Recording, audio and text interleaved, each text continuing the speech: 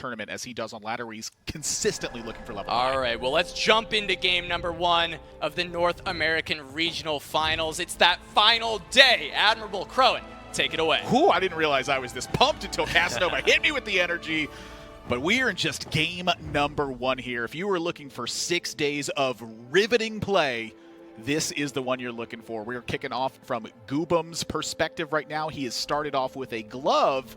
And I'm going to be honest, Crowan, glove is one of my favorite items in this set because it really opens me to the Infinity Edge Jeweled Gauntlet line. It's not an item that's going to be on players' priority list, right? We talked about a lot yesterday. It's going to be a lot of that belt, that sword, sometimes the bow, actually. It is going to be a bro preference for a couple players in this lobby, and for Goobums actually has said that sword is the preference. Going to be glove, however, it does open up some nice options. We saw some Darkflight Rengars yesterday pop off. There is that kind of hype. Maybe the Rengar 3 could kill. Was it Sag at the end of yesterday? It wasn't able to happen, but glove, very nice component for those potentials. I'm loving seeing it. And Goobums, I think, is one of the players who, again, has this strong read on the meta, has a strong understanding of what opportunities exist, and he has been executing them very well so far. Volibear and Rakan showing up off of the stage 1 here. That's a great amount of gold to get. Pirate's Greed, a great opener if you can assemble that Mirage with a reasonable sense. And I'm seeing a Yone in the shop for Goobums, but this sell would require you to take a little bit of a different line right now. It looks like he's going to be getting a bit more gold. Yeah, can only hold on to so much, choosing to play the Rakan for the Guardians. Really wants to see the Jax come through. That would be Shimmer Scale online. The amount of times people are able to convert off of that early Shimmer is so huge. Maybe the Augment will go in Goobum's favor as well. Show me the Shimmer. Well, these are, it's nothing to write home about. Scope Weapons, we know, is a pretty decent one. However, I feel like Scope Weapons can cut into some of the Infinity Edge lines that are existing right now, and I definitely think that that's on Goobum's mind right now. You got a cloak, you got a sword, you got a glove. I'm certainly not making a QSS to start. Wow, trade sector for Goobum's going to be leveling up, hitting that reroll, trying to find the Jax, but misses, unfortunately. 2 Dragonmancer does go in. Volibear, such a strong game carry. It really dominated in day 1. Didn't see that much in day 2, but it's back, hopefully, to shine for Goobum's here in day 3. Bloodthirster is making a lot of sense if Volibear is going to be in your composition for a bit. Yeah. Volibear, I feel like this is one of the biggest contrasts of having items and not in the early game. Volibear feels like a pretty good unit early on. I feel like if you have a strong item on this unit, it is a monster. There's the Bloodthirster you were talking about, looking to punish Robin. Lock it through the Augment there with the better together. That's going to be so good. We've seen so many comps utilize it, namely the Surfing Graves, which coming today had such a high popularity rate as well. How contested is it going to be? A lot of players in this lobby do like the Surfing Graves line. Robin heading towards that direction, already as rich as well, has that 10 gold. Robin's so efficient. Got a game pause here. Anytime a player is having a difficulty with anything, we want to pause it and make sure it gets balanced out. We're going to get this taken care of as quickly as we can. Thank you for having recognition on this one. But yeah, starting off with a Volibear and a Bloodthirster, I am never going to turn that one down. And with Trade Sector, he's very likely to hit that Shimmer Scale. Yeah, I think so. Probably likely to hit it by at least the end of stage 2, right? Hopefully a lot earlier. From Robin's spot as well is interesting because Robin didn't spend any gold there, and he never does, right? He's going to be econing up and having a lot of gold to roll with when we get to those key rounds, say like stage 4, he likes to roll a lot. Never go to 9 again. It's very interesting. But Robin, maybe he's going to change that playstyle up today because he needs to be thinking about, 1-2 spot, qualify for Worlds. A lot of it is going to come down to just, do you have the opportunity for it as well? Yeah. I do think that because we're looking at top 2 spots, the risk is definitely more in mind. Like how is he going to have to face these matchups right now? If you're looking at your opponents and they're all super strong, that game you're going, okay, let's get as high as we can right now. Yeah. And that has been Robin. Again, he is spending his gold or he is saving it. And his stage 2 efficiency has just been outlandish when you compare it to it. Overall, players are having about 30 gold at the end of Stage 2. Robin's having 36 at the end of Stage 2, and despite that, he's hitting win streaks. Yeah. He's having a grand health total standing out in that spot. What does he know that we don't? Just how to make a Stage 2 board work without rolling. He's going to know the key nuances of this positioning, right? Just saving 2 or 4 HP can oftentimes be the difference between getting out in like a 6th or 5th and top 4ing that same game, right? Robin's been around for so long. He knows how to make those situations happen. He's so intelligent in his approach and knows just how to make the most of it. Yeah, and so we're getting back into game here right now, and we'll take a look at what's going on. I'm glad that we have gotten it solved. There we go. Pirates Greed. Ooh, something about Pirates Greed is just so satisfying when you're able to pick up that gold. It just feels so good. And that's a Swift Shot emblem I am seeing on a backline Yone right now. Yes, it is. That's going to be potential cap Yone.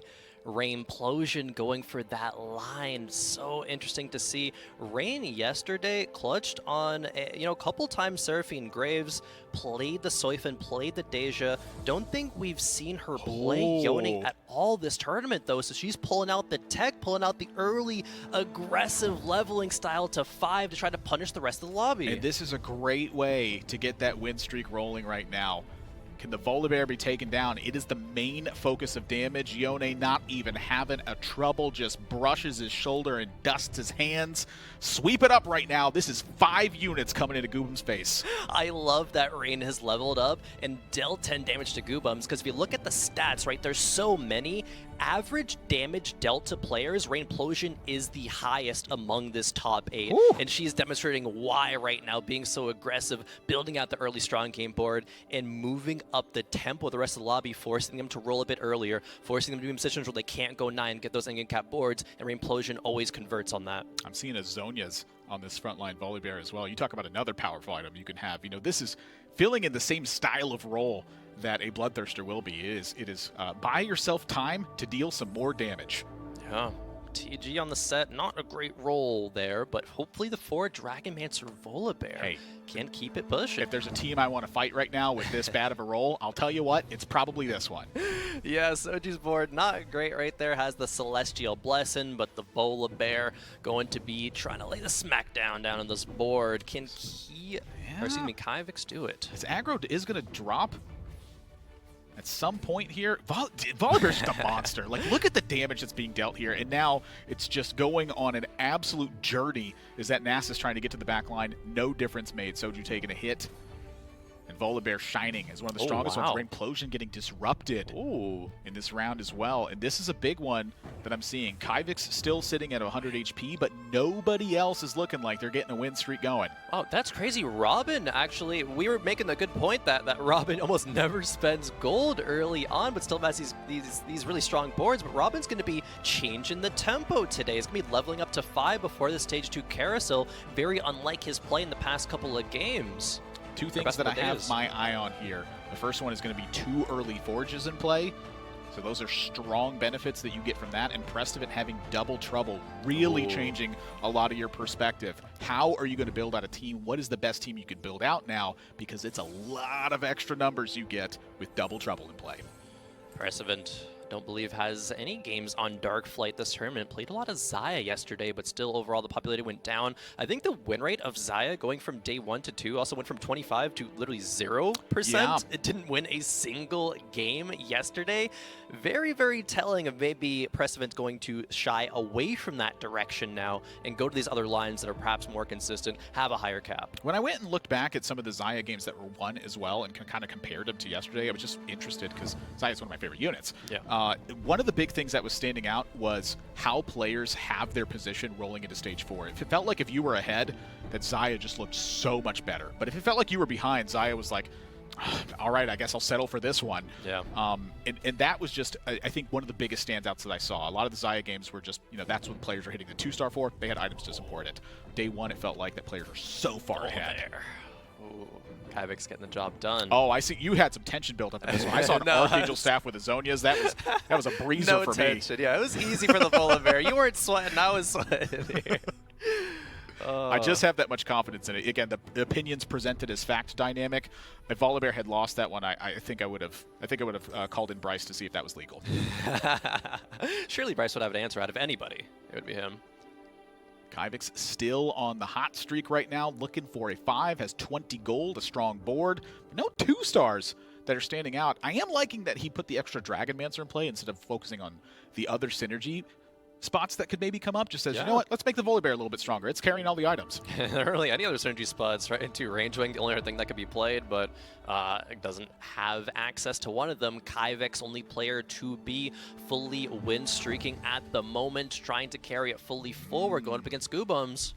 Another Volibear. Well, now I'm lost on how to evaluate this one. I think that the 4 Dragonmancer may be able to hold it, but I'm seeing a Shimmer Scale, and that is Diamond Hands that eventually is going to be coming out of that one. Diamond Hands has just felt like a killer of an item right now. A lot of time frozen, but it's looking like it might be a Bloodthirster diff. Wow, Archangel's diff. Is it going to be the Archangel's I don't know. As soon as the auto comes through. Look at this absolutely heater of a fight. They're just smash it away, and there's the bolt with that Archangel staff. The extra damage is what makes the difference. Wow, Kyvik's full streaking coming into the day as a jack of all trades when it comes to the stats, master of none, but he's showing that he is a master of the stage 2 win streak. Huge moving forward. Wow, I'm looking at that bug at the bottom. Percent of games losing streak at 2-7. This is leading up to stage 0. 0. We're seeing a 5. Hey, that's time. This is where people are going to be pulling out all the stops, even if the data trends over 12 games suggests something. There is always a situation. That's why TFT is a beautiful game of variance, because there will be those niche lines that you're not as comfortable on, perhaps, not as practiced on, but you have to recognize when they show up how to execute. Up to 50 gold. You have 1 item option on your bench.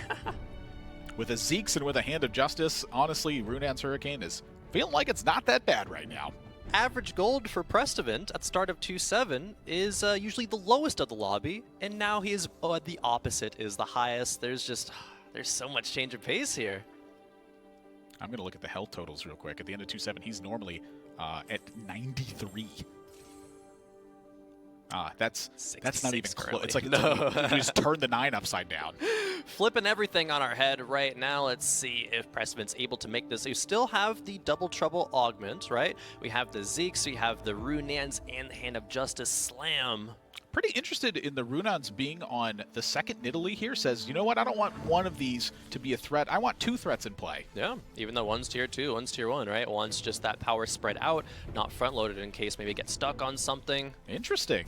I think this is probably a pretty great take considering how it's panning out right now. I don't know if you beat the Volibear. Yeah, this Volibear is so strong. Kyvik's leveling up aggressively. I want the Runaans back. 6. Yeah, don't have it though. Because of that, might take a couple extra damage. Oh, it's a pretty good spot to take the damage though. It's a 6 loss streak and it's pretty low. So I think this is a pretty good loss for Prestivant. I think that Runaan's actually being on the secondary Nidalee might have cost Prestivant a chance to win that round. All right, a little bit of a tame 3-2 augment here. Silver's not super powerful. Yeah, what that did do, however, spreading the items, is allow cybernetics to come through, because you need at least 3 units equipped with a full item or a component. Oh, that's exactly what he's thinking, isn't it? It just might have been. Oh, the hindsight 2020 is great. There we go. The double Rengars come through. This is exactly what Prestivant wanted. The Runaans is one of bested slot items for the Rengar Hodge. Very solid as well. Just wants an IE to pair out with it.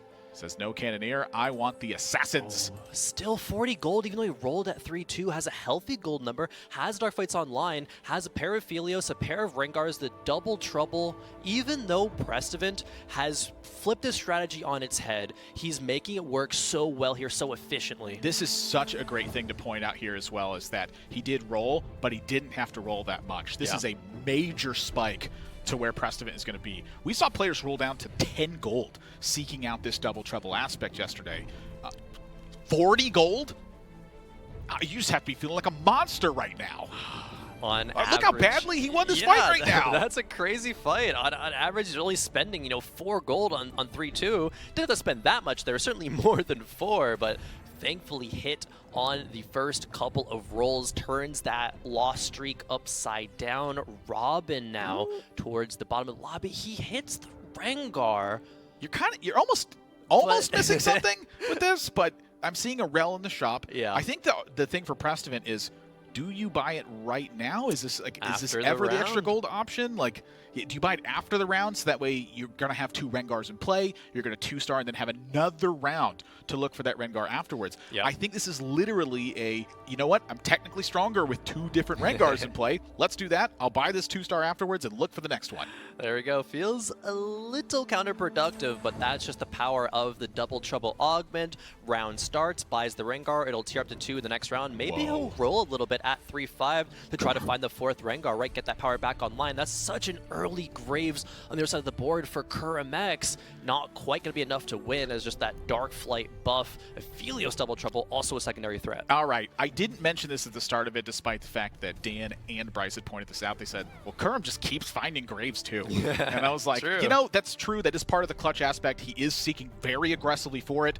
To see the Graves right now, though, it's like, yep, he does keep getting to this point. It felt like it has been a key element of his strong performances thus far, but we have also seen him go completely different directions from this. And so as we kick off this carousel, we're getting an overall look at how the augments are panning out. Again, Silver Augment not super impactful in this one, but I'm trying to see where players' main focus are from their items. It feels like for Rainplosion's spot, something's really looking at popping off here, but every time someone has like a hesitation on what direction they go, I'm like, what are you trying to do right now? Yeah, actually going back for a moment to the KuroMX Graves thing, I think over the past couple of days he's played Seraphine Graves 3 times, and they've resulted in a 1st, a 2nd, and a 3rd, so very proficient on that line. Robin, 3-5 right goes for it. rolling, I think that this is part of the health total right now. He's elected to go for 3-5, but again, this matches the data that we have had on this one, where Robin, when he's ready to go, he spends the gold. 3-5 is the go button. Doesn't find too much, however. A lot to work with, however. It's just a silver prep augment, but still wants to get all of that stacking. Looking like a Seraphine Graves pivot. Of course, it's going to be contested in this lobby. Has Better Together, which is one of the best, if not the best augment for that composition. Already a Zeke's online, just needs to find the Graves from the Seraphine 2. Have the gold to hit. I don't necessarily even know if he needs to find the Seraphine Graves. I'm looking at a pair of Soraka's on the bench. Well, is that just going to be a gold sync, or no? Pair of Soraka's is great. On level 7? This comp likes to roll on level 7. He's so unlikely to hit the Soraka too. You know what? Soraka's going to give you extra HP. Yeah. It's going to give you a bit more defense on your side of the board, and you have preparations rolling on this as well. You know, Soraka doesn't ignore AP. She heals for a lot more in a spot like that, and you have the Pirate's Greed going, so the gold is still coming in. You have time to keep rolling on this. I do think that Robin is going to continue to spend this, because you do have to get this pointed out, but the preparation stacks, they change the way you're going to play the game. Having this board invested in, sure, you don't get as much gold, but you're going to have more board presence after. So many units that Robin needs. No! The bench, Don't sell the Soraka! pair was sold. One's still on the board though, so still going to be healing it back up. Again, unlikely to hit the Soraka too, so it's just fine playing the 1, you know, heal up a little bit of HP because Robin is rather low right now. How dare you? I know. Live the dream. Live the Rainplosion Soraka 3 dream. That's what Admirable wants to see. I'm not going to disagree with selling the Soraka in that spot, but you are playing for 1st and 2nd places in this one. Again, the top 2 spots, that's who's earning a place at the Dragonlands World Championship. Exactly. So going up against Kyvix, who is still win streaking, looking to carry it all the way through the first 2 stages. That Volibear still tier 1, but absolutely massive in the damage. The Archangel scaling the Hand of Justice now to heal back up. As soon as that next lightning strike comes through, it's going to kill the entire board. Jax, however, dodging a little bit. Soraka not able to get the job done. Robin takes the 5th loss in a row, and Kyvix earns the 10th win in a row. Stage 4 is coming up, and this is where players are ready to build out the boards. Robin sitting at the bottom alongside with Soju. Kyvix on a hot streak. Prestivant on a hot streak as well. There's still so much left to go. Kurum sitting near the top. This feels like it has definitely been in line with his consistency in play. Soju remembering, hey, wait a second, I need to get these preparation stacks. Last minute adjustment takes place. Fundamentals, still a big deal. Definitely waits until the Wolves round starts rolling a little bit on 7, try to find the units to start prepping. Does that, is playing no synergies right now, actually, but that's fine because of the prep value. Built diff. Finds a Siphon. Yeah, that could spell everything out. Siphon angle is interesting here, but the items don't really lean towards that direction, right? Archangels. There's the Deja, though. That might be the hit that Soju wanted. It is Pirate's Greed, so Deja would be here strictly for the strength of this unit. So it does feel a bit off to me. Soifin. I do feel like this is the direction to go. The Archangel's going to come into play on just a Karma right now. It says, I have to take advantage of this in some way. It is a fully built item. Still very strong. Back up to 41 gold here. And I feel like the items are still kind of spelling this out pretty nicely. You have Sword, you have a Glove, you have a Cloak, you have a Chain. So you get the Edge of Night, and now you are set up to make 2 more strong items for this Soifin composition. The Archangels would be great if Soju can get to the most cap state of this board, which is the Soifin plus the Aurelian Soul at the end, right? When you get to level 9, that's going to be one of the most powerful versions of the composition. Not quite strong right now, however, just the Archangels on the Karma does not get the job done. And only 1 item across both of Xiaoyu and Siphon. A little bit too weak at the moment. Oh, that's an open idea. Jadeheart has certainly been a standout power, and he's going to take Jadeheart here. No blame on that whatsoever. You have a Jace on your bench to support the Shapeshifter. It's an idea to hold these Archangels, all of these AP items to get to that endgame spot. I feel like Soju, despite the health total, is in a reasonable position here. That he is, and he is comfortable with this line as well. There was a game earlier in the weekend where Soju also took Jadeheart, and I believe had a respectable finish.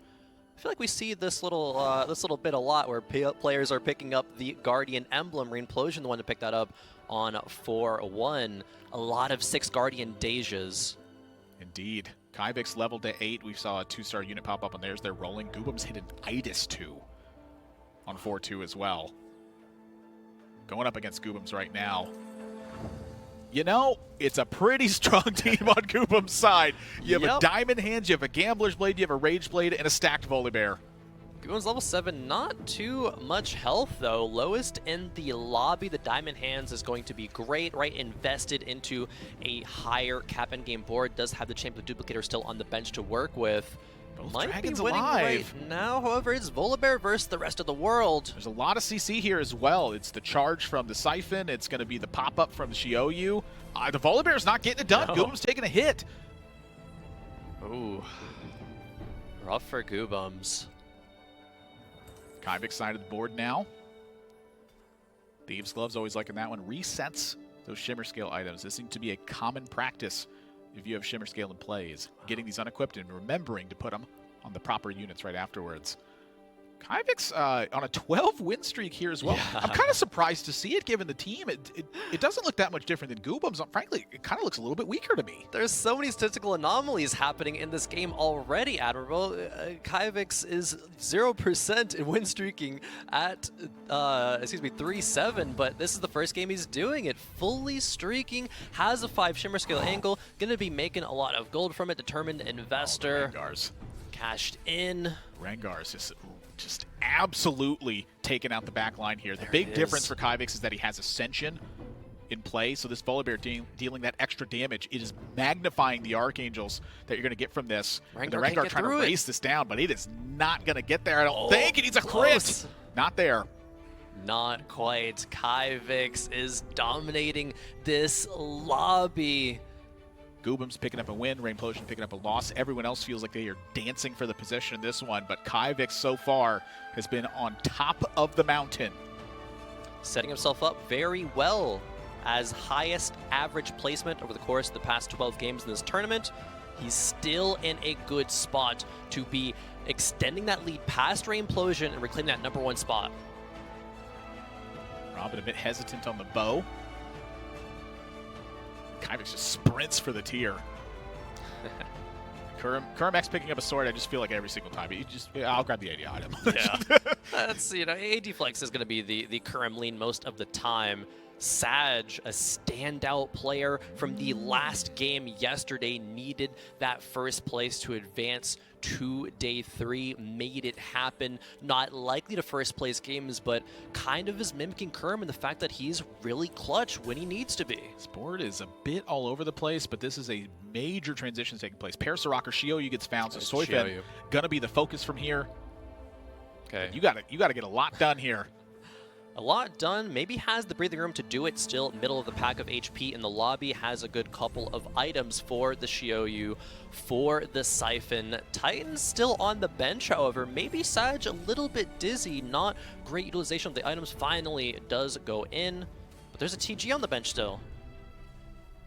Yeah, I mean, this is a lot to take in, and Sag, I think, certainly feeling a bit of the pressure here. You know, this is a high-stakes spot here for regionals, and this is the second tournament that you're facing. You know, experience spells out a lot here because you feel like some of that pressure is relieved. You talk to the players, they're still going to express it. They still have those nerves coming into this spot. Again, there's a lot at stake here. For Sag, though, these points have stood out on the data-wise. He has been the weakest player so far and just barely making it in to that third day here. Siphon 2 gets found, a champion duplicator still there. Where are you going to put these Thieves Gloves, and how is the rest of this board going to work out? Because right now, I will say it's looking pretty strong. The Sunfire Augment, buying you that little bit of early time, and the Celestial Blessing. You have natural strength to your team. Yeah. TG on the Pantheon, of course, great utilizer of those items. Not rolling down, though, is assessing the board strength and saying that my Siphon 2 is good enough throughout Stage 4. Likely to be the case, but still going up against that dominant Volibear from Kyvix that has still not lost a single round. The Siphon 2 might be enough to match it, however, just needs to get there. Needs to charge through. Gets kicked away. And that's not the charge you wanted. The Volibear's still going. Gets stunned up a bit. Is this enough, though? Is this the spot? Charge will come through. And that will spell the end of Kyvix's win streak. Not able to go all the way to Treasure Dragon. Still fine, though, but a big round win for Sag. The king can bleed as Kyvix takes the hit. Soju, the only player with a highlighted win, as we are on the Radiant part right now. I feel like I've seen players roll so aggressively trying to seek out the item that they want from this Treasure Dragon. Yeah, Rain already has really good items on the Deja. The Swift Shot variant of it means that, you know, likely you can play Guild with it. Guild Deja, a very popular composition, has the Twitch in there, still rolling. More Melonomicon and a Remover. I feel like you have to be looking for frontline right now. Like, this is the one thing you're missing. Oh, so hard to pass up on the thing, especially like the Radiant Giant Slayer. Zeke's Harmony, however, there is a big argument to take that and how it's so good for the Deja, and that's going to be the pickup there. Still giving frontline items as well. There's a potential Protector's Vow to be made. Chalice as well to be buffing up both the Yasuo and the Deja. Rainplosion is so good at finding spots where she can just be bailed out, right? Rubber Band all the way from the bottom lobby, way back up, make top 4s out of seemingly 8th place games. She might be doing it here again. We saw her pass the Zeeks on one of these rolls, and I saw exactly why, as soon as you pointed out the Protector's Vow, why exactly she took this one. It's because the Chalice was also there with that front line. That is a wonderful understanding, because that's such a small nuance where you have a limited amount of time to identify something like that. The question is it strong enough to do this? And when I see that Siphon charge away, that is a big breather. Oh. Charges towards the Deja, takes it out in one hit. It's not a big breather anymore. I take it back. Not a big breather, not at all. Deja not allowed enough time, and Rainplosion takes a huge hit down to just 1 HP. Not the start Rain's looking for in this game. She still has the potential. All right, Deja 3. Let's go. Deja 3? No, surely. Yasuo 2, however, could be a big Something has to happen here. Aurelion Soul gets picked up. A lot of gold Yasuo on your bench. Yasuo 2 is found. A pair of Aurelion Souls is here. How do you do this, though? You can't lose another round. No room for error for Rainplosion. Says no on the Aurelion Soul. I don't have the items for it. Don't have the time. Don't have the gold.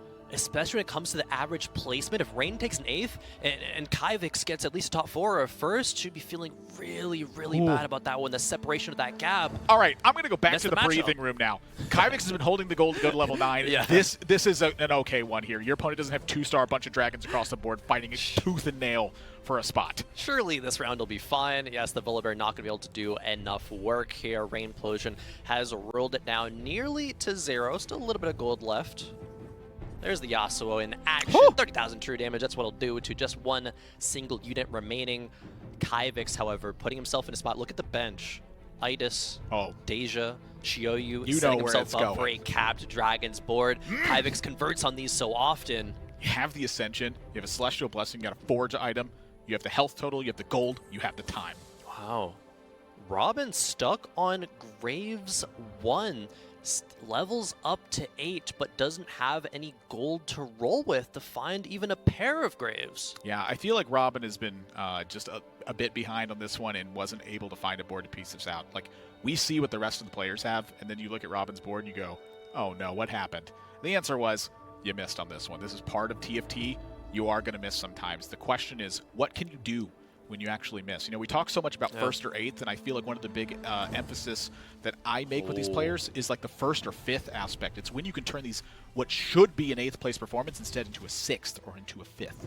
Robin potentially out in this fight. Bottom right of the screen is Rainplosion. See if she can hang on at the same time. But for Robin, the Aurelian Soul might be taking him out. Kyvik's leveled, rolled a little bit, and has enough potentially. Aurelian Soul, huge hit. Takes out everything besides the Pantheon 1v1 situation. Sonya's sitting there still as well. That there is. Robin takes the hit and goes out. Goobums does as well, though, and by -1, Goobums takes 8th. One single health.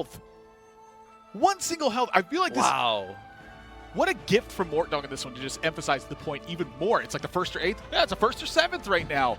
That's what ended up happening. Goobums going out in 8th, though. I feel like Goobums had a strong spot to work from, and that I guess it just didn't get there. Rainplosion sitting at 1 health for a couple rounds now, and hitting the Dragon Carousel as well. I feel like this is a major benefit for Kyvix. It exactly is. Rainplosion able to hang on by a thread as well. Dodging 8th and 7th here is huge for her. There's not too much left to go for this board. It's a very much hit or miss kind of spot right now. You're looking for something extremely specific. Kyvix in the bottom right, pairing a lot of dragons. Yeah, let's not go against that one right now. No. Thankfully, you can't, from Rain's point of view. We go up against Sag. That's the Soifin triple item on both of the terrifying dragons. Is Deja good enough to beat it? Edge of Night on both of these as well. And when this Mystic is in play, plus you're getting the healing from a Soraka too, it is tough to chew through this line when you have one major damage source, and that is it. The rest of the board has been melted. Syphon's only got one place to go. Gonna pop up the Deja. Boom! There we go. Dies of cutscene. Rainplosion dodges the 7th and 8th, but will be going out bottom 4 still in game number 1. Kurum drops 7 HP. Soon to follow, Soju drops to 12. Sag, the only player win streaking right now. Sag limped his way through the past couple of days, but is still towards the top of the lobby here in day 3, really turning it around. Only player with a win streak right now, or a hot streak rather. Yeah. Kurum playing the contested Seraphine Graves. Outplaced Robin at least, but still stuck on a Graves 1. Rolled it all at level 7. Composition so popular, but playing it from behind seems to be so doomed. He had the Graves early as well, so this is like a big miss. Oh, Precedent has the Graves. Stole them all, actually. 6 Graves over there, both of them itemized. Double trouble. P-God is sending Liquid's hopes into the ground. First with Robin, now with Kurum. The Bramble just buying so much time against a Radiant Infinity Edge as well. Kurum is getting knocked out decisively, but you know what? When you miss the Graves for that long and you make it to 5-6 and finish in 5th place, it's going to feel bad because it's the final day of regionals, but honestly, that's a pretty good finish. This is not atypical for Kurum as well. In day number 1, he started with a 7th place. He started with the bottom 4 as well in day 2. Bottom 4ing at the start of every single day, but still finds a way to clutch up and recover, so I'm not too worried about Kurum. Soju is still demonstrating the fundamentals point. Let's get this stuff, some stacks on the bench right now. You have a creep round to do it. Titans showing up. I'm looking at a Siphon maybe picking those up. But Soju's pretty much out of gold to work with here now. You have basically one mission, and it's 2-star stuff. 2 stars, some stuff, maybe play the Siphon. Position going to be a difference as well. Yeah. Vertical Jade, though, again, Soju no stranger to that, was able to ride it into a top 4. Good recognition of where to play the Jade in a lobby where not many people are going that direction at all. Trying to see if you can piece out the rest of it, too. Again, you're looking for miracle rolls in spots like these. Yep.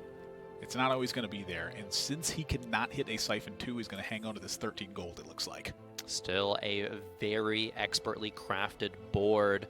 No Siphon 2, but the Shioyu might be enough to get the job done.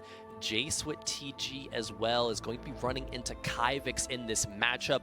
Not too much you can do in terms of positioning because it is just a world of dragons from Kyvix.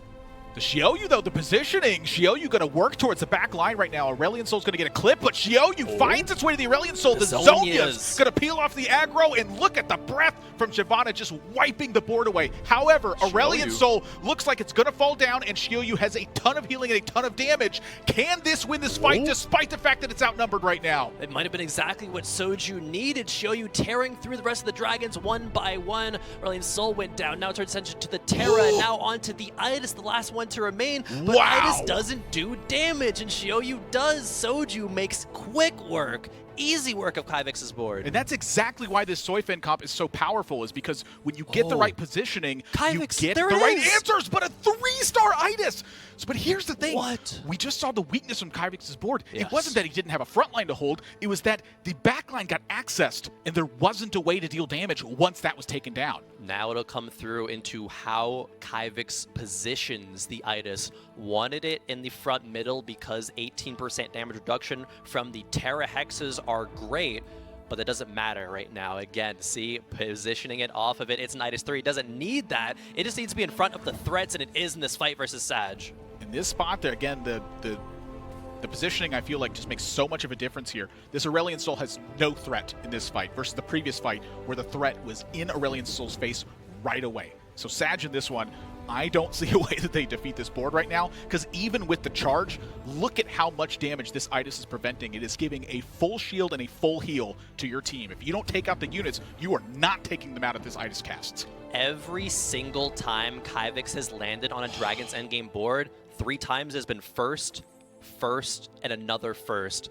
Kyvix looking to make it happen again here to start off day 3 of the NA Finals. Look at that number in your bottom right. How on earth do you make it to level 9? This 50% of the time? That's the stat that Kyvix is one of the best at. We've found it. That is the standout statistic.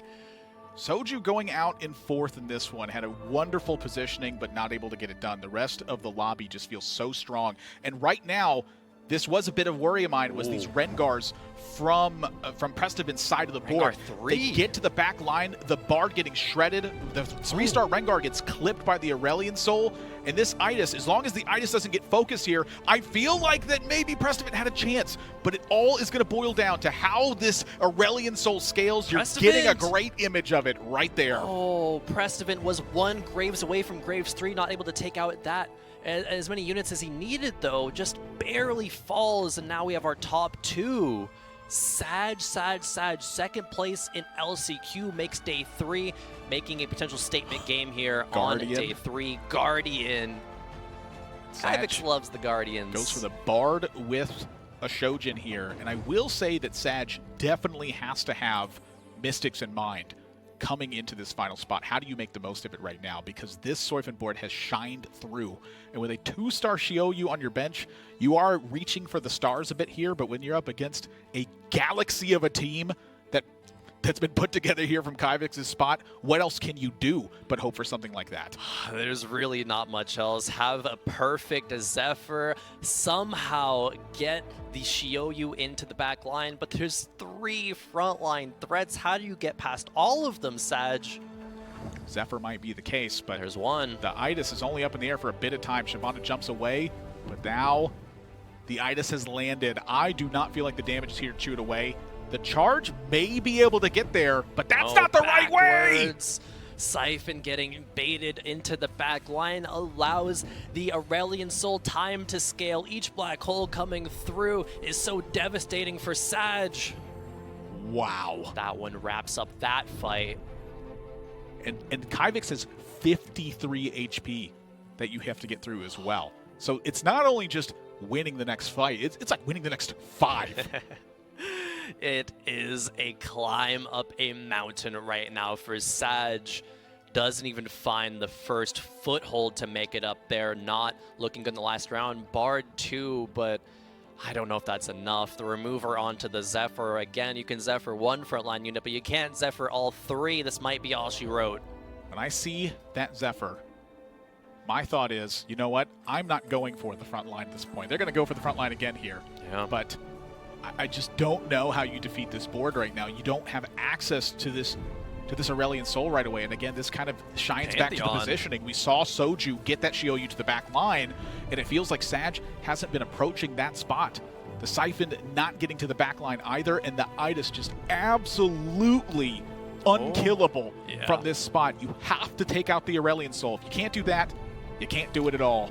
Pantheon's in the back line, but there's just so much shielding. One more cast from the Aurelion Soul is going to do it. Sag eliminated, and Kyvix wins game number 1.